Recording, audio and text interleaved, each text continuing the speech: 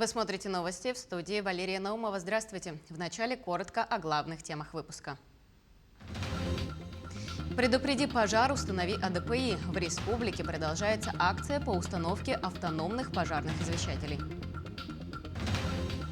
Изучать китайский язык с педагогами-носителями. Более 20 школ Якутии участвуют в российско-китайском образовательном проекте. Сегодня зеркальная и самая красивая дата этого года. Более 150 пар решили узаконить свои отношения именно в этот день.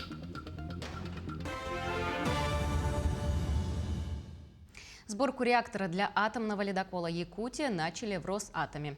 Сборка реактора «Ритм-200» для третьего серийного атомного ледокола проекта «Якутия» стартовала на одном из предприятий госкорпорации «Росатом» «Атомэнергомаш». Сообщается, что начаты работы по приварке 4 гидрокамер к корпусу реактора. Вес одной камеры составляет 4,5 тонны. Ранее сообщалось, что спуск атомного ледокола «Якутия» на воду запланирован на ноябрь 2022 года. Строительство судна ведется в плановом режиме на Балтийском заводе в Санкт-Петербурге. В республике продолжается акция «Предупреди пожар, установи АДПИ».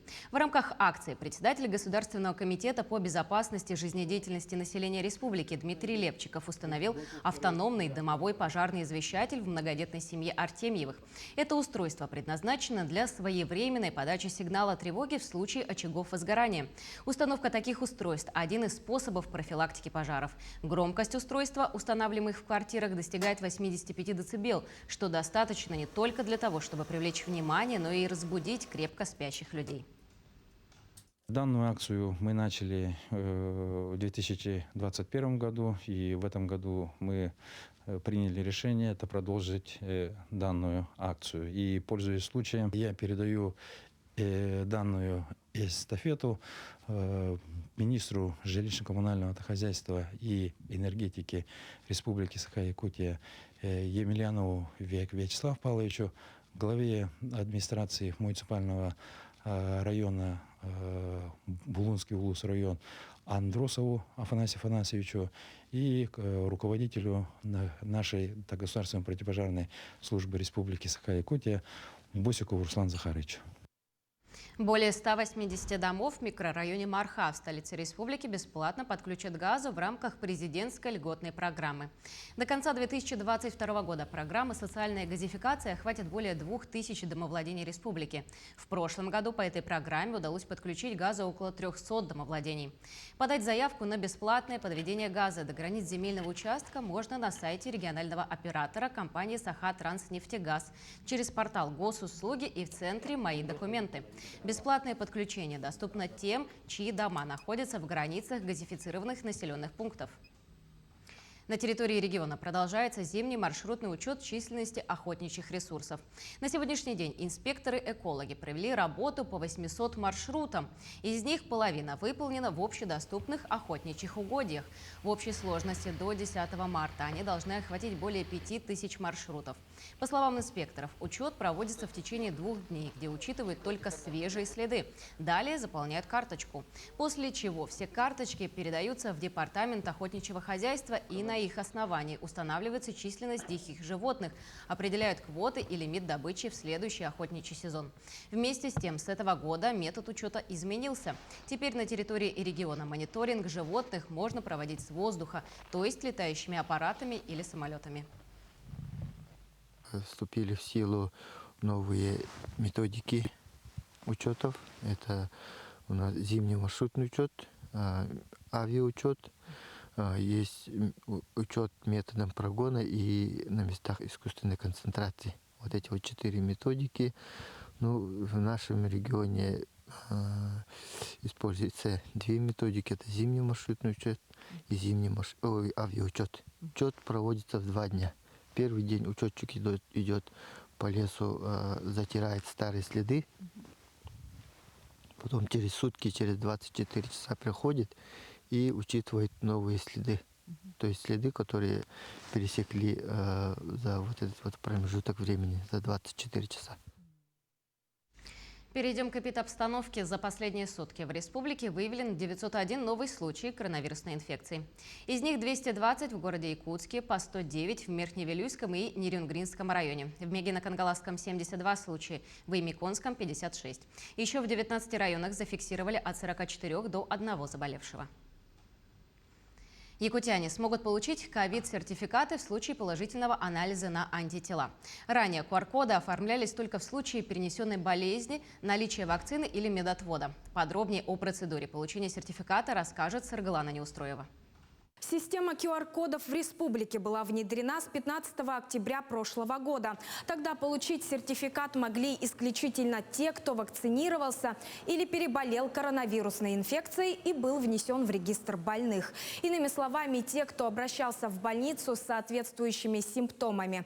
Наконец, в январе этого года список получателей услуги расширили до людей с медотводами. Между тем, для многих, кто перенес болезнь бессимптомно, сертификат не оформлялся. Но уже с 21 февраля QR-коды могут получить те, кто имеет положительные анализы на антитела класса G. Этот сертификат будет выдаваться лицам, которые переболели или бессимптомно, или переболели в легкой форме и не обращались в медицинские организации. Также возможна выдача таких сертификатов лицам, которые привиты иностранными вакцинами. Этот сертификат будет выдаваться на основании результатов иммуноферментного анализа, без разницы, какой титр антител, то есть по факту положительного анализа на наличие антител к коронавирусу. В таких ковид-сертификатах укажут дату проведения исследования на наличие иммуноглобулинов G, а также метод исследования и название медорганизации, проводившей анализ. Как и ранее, сертификат формируется на 2 языках – русском и английском. Срок оформления по стандарту займет 3 календарных дня с момента появления результатов анализа. Таким образом, в настоящее время QR-коды оформляются для тех, кто вакцинирован, их сертификаты действуют в течение года, имеет медотвод, их сертификаты бессрочны, переболел и был внесен в регистр, их сертификаты также действуют на протяжении года. И последняя группа – те, кто имеет положительный анализ на антитела класса G. Такие сертификаты действуют лишь 6 месяцев и выдаются однократно.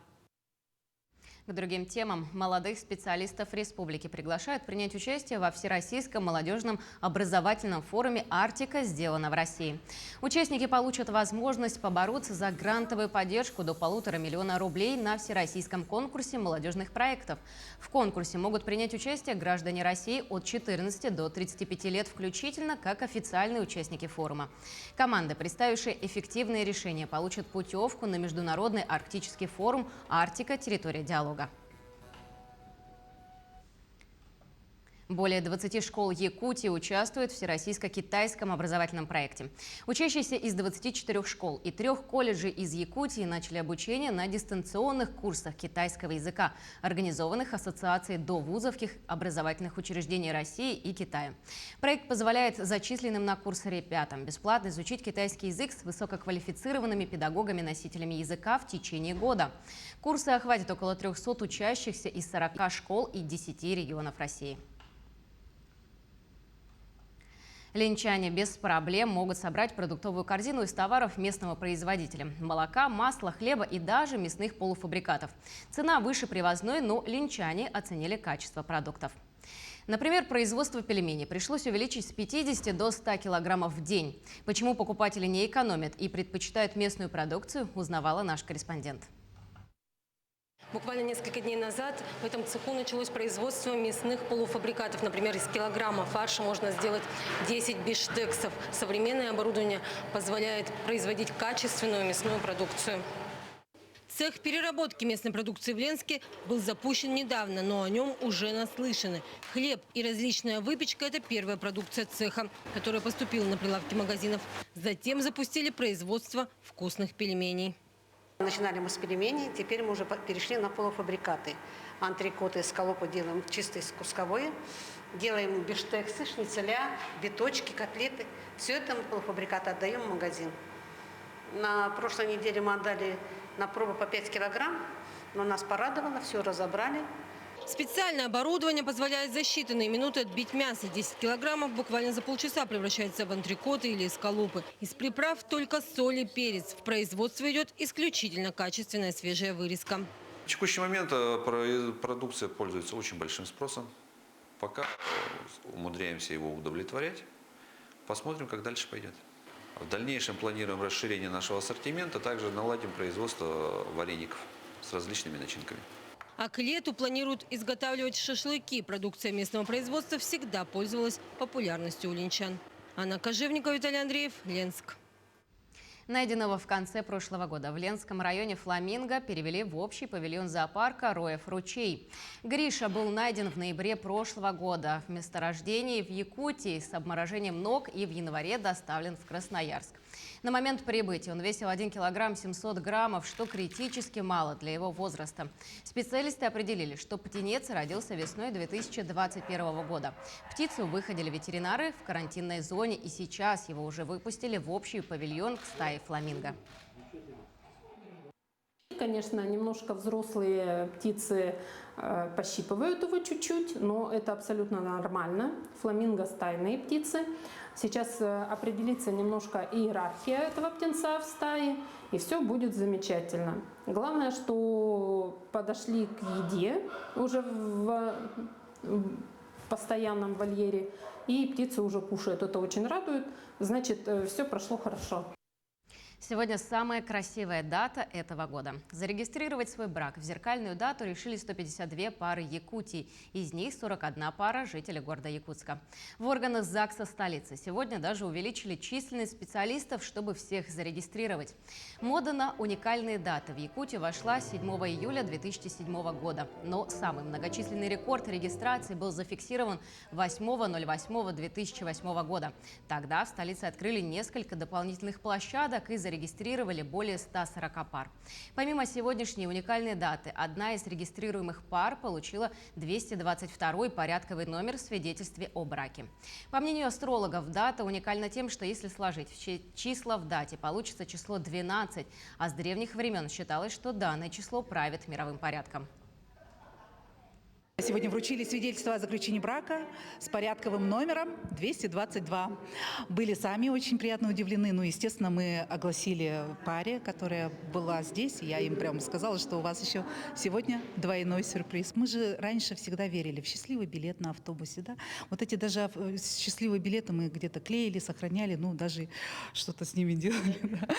Да. И поэтому как-то вера людей в какие-то цифры, нумерологию, то есть это опять же связано вот с чем-то таким недосягаемым нашему знанию. И, естественно, вот это все связано с верой, с надеждой на лучшее. На этом у нас все. До новых встреч в эфире.